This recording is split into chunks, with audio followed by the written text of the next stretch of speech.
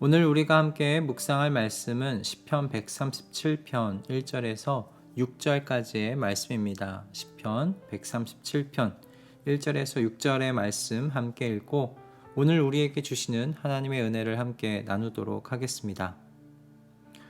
우리가 바빌론의 강변 곳곳에 앉아서 시온을 생각하면서 울었다. 그 강변 버드나무 가지에 우리의 수금을 걸어두었더니 우리를 사로잡아 온 자들이 거기에서 우리에게 노래를 청하고 우리를 짓밟아 끌고 온 자들이 저희들 흥을 돋우어 주기를 요구하며 시온의 노래 한 가락을 저희들을 위해 불러보라고 하는구나. 우리가 어찌 이방 땅에서 주님의 노래를 부를 수 있으랴. 예루살렘아, 내가 너를 잊는다면 내 오른손아 너는 말라 비틀어져 버려라. 내가 너를 기억하지 않는다면 내가 너 예루살렘을 내가 가장 기뻐하는 것보다도 더 기뻐하지 않는다면 내 혀야 너는 내 입천장에 붙어버려라. 아멘. 자유를 잃는다는 것이 무엇인지 지금 세대들은 피부로 와 닿도록 알지 못할 겁니다. 하지만 일제강점기의 시대를 살았던 우리 선조들은 자유를 잃는다는 것이 무엇인지 정말 뼈저리게 잘 알고 계셨으리라 생각합니다. 당시의 선조들은 많은 것을 빼앗겼지요.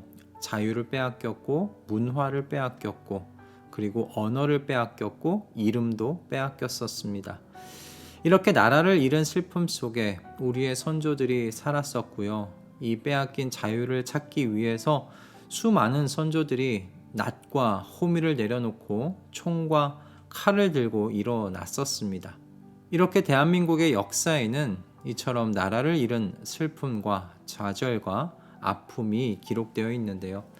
오늘 본문 속 이스라엘도 같은 좌절과 슬픔 그리고 아픔을 그들의 역사 속에 간직하고 있고 그것을 기억하기 위하여 137편의 이 시편을 기록해 두었습니다. 그래서 137편의 시편은 언제 쓰여졌는지 분명히 알 수 있는 시편이기도 하죠. 시편의 시인은 바벨론의 포로로 끌려가 그곳에서 어떤 생활을 하고 있는지를 떠올릴 수 있도록 지금 해주고 있어요.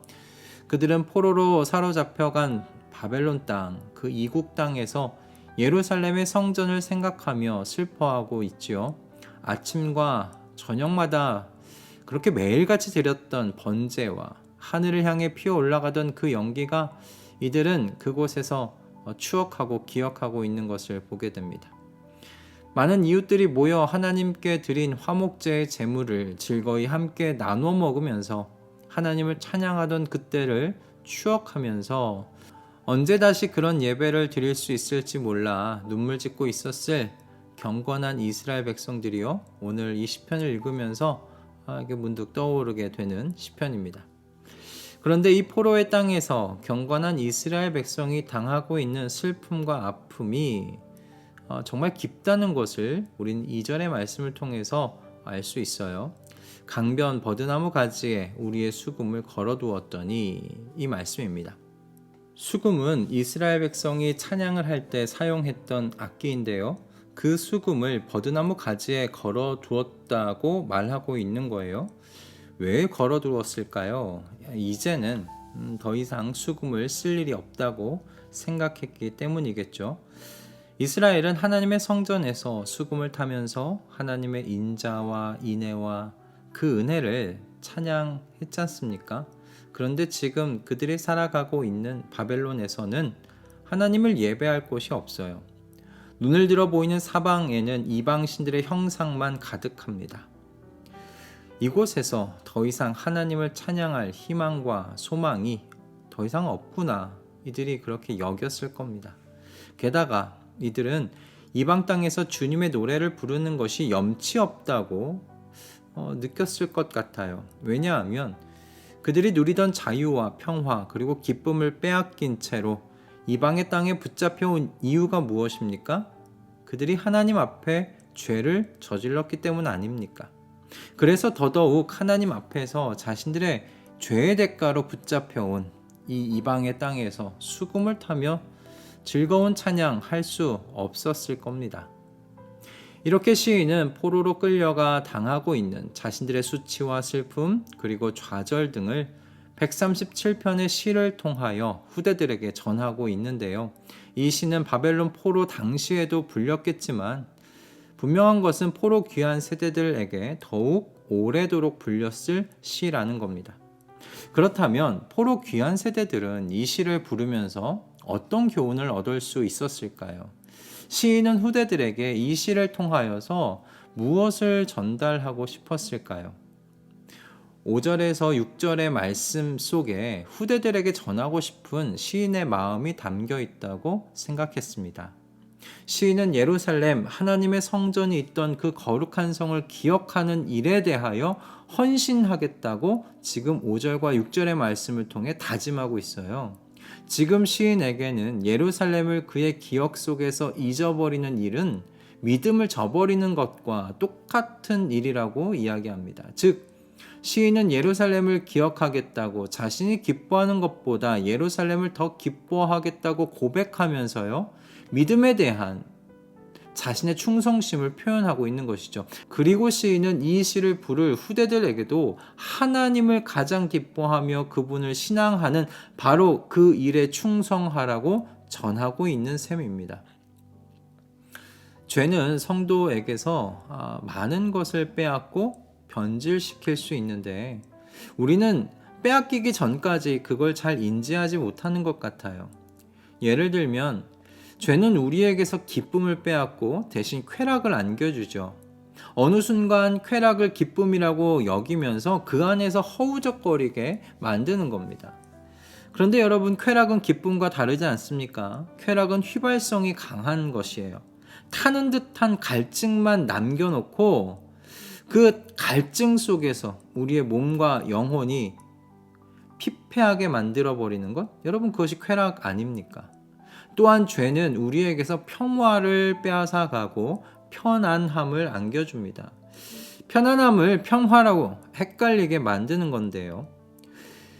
돈이 많으면 편안할 수 있어요. 그러나 여러분, 돈이 마음에 평화를 가져다 주지는 못하지 않습니까? 절대 주권자 되시는 하나님의 품 안에서 누리는 평화, 나를 사랑하사 나를 위하여 자기 아들을 내어주신 그 하나님의 품 안에서 누리는 안정감과 평화는요, 매일같이 수없이 변하는 이 세상이 가져다 줄 수 있는 그런 종류의 것이 아닙니다. 돈이 많으면 편안하게 살 수는 있죠. 좁은 집에서 살지 않아도 되고, 아침마다 화장실 앞에서 발을 동동거리며 기다리지 않아도 되고, 더 넓고 쾌적한 차를 타며 출퇴근할 수도 있을 겁니다. 다양하고 맛있는 음식을 먹는 즐거움을 가지고 싶을 때 누릴 수도 있겠지요. 그러나 여러분, 그런 모든 경험들이 우리의 마음과 영혼에 깊은 바닷속과 같은 평온과 평화를 가져다 주지는 못하지 않습니까? 예수님께서 사탄을 속이는 자라고 하셨는데 사탄의 본질을 꿰뚫어 보시고 말씀하셨다고 생각해요. 사탄은 성도에게 죄를 짓게 유혹하며 기쁨을 쾌락으로 속이고요, 편안을 평화로 속여서 우리를 죄의 자리로 유혹하고 이끌어가죠. 그러므로 오늘날에도 5절과 6절에 나타나는 시인의 각오가 우리에게 필요하다라고 생각합니다. 예수 그리스도와 함께 우리 가운데 임한 하나님의 나라, 이미 시작된 그 하나님의 나라 안에서 사는 삶을 우리에게 주셨다는 것을 믿고 기억하는 일에 충성을 바치는 내가 되기를 이 아침 기도했으면 합니다. 하나님께서 종의 몸을 입으시고 이 땅에 오셔서 수치와 괴로움 그리고 고통의 십자가를 지시고 죽으신 건 하나님의 나라를 우리에게 주시기 위함이셨잖아요. 하나님 나라의 백성이자 시민권자가 되게 하시기 위함이었잖아요.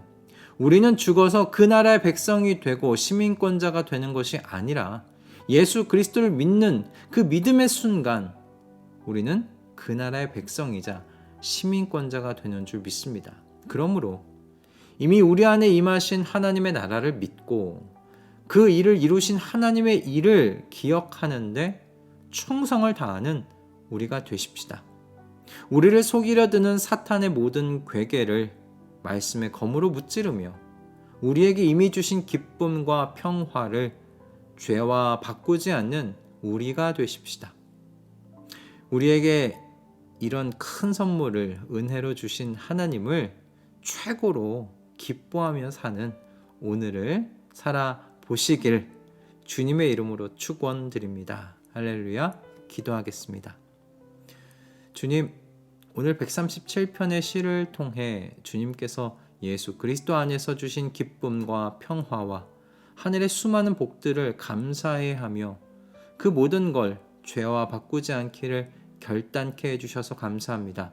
주님, 시인의 고백과 같이 하나님을 신앙하고 하나님을 믿는 것에 헌신과 충성을 바치는 오늘이 되게 하여 주시옵소서.